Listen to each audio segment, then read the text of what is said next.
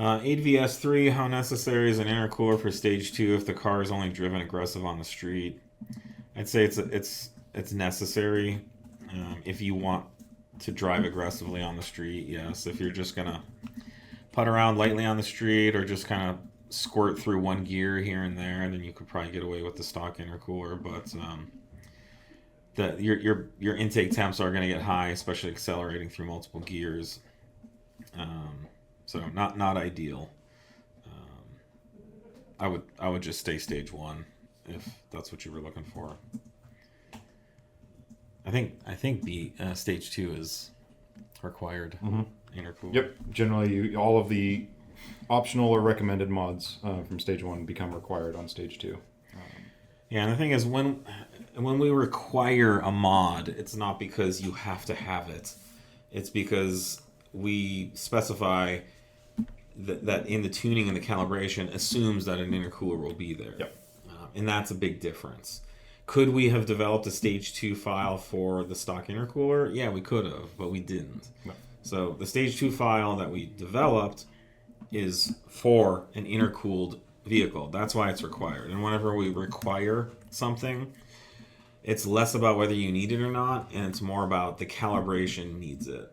We assumed you're going to have it. We're telling you you need to have it. I'm trying to think of an analogy, but it's I don't know.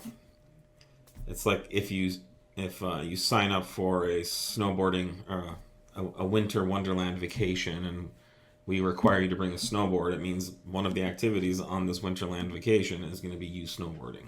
So you better freaking bring a snowboard, otherwise you're not going to be able to have a winterland vacation. Yep. Or you're baking a cake and you need all the ingredients to make a cake. Like it's if you want the end result that we've calibrated for. That's a good example. So if we're going to publish a cake recipe and we're going to specify whether it's a chocolate cake or whatever, it's the ingredients are going to specify how much sugar you're going to need. So it's baked into the recipe is a big intercooler, and that's why you need it. If you choose to run a stage 2 file without the intercooler, we are not responsible. It means our calibration is no longer optimized. You're going to, at minimum, not get the performance benefit of our stage 2 tune.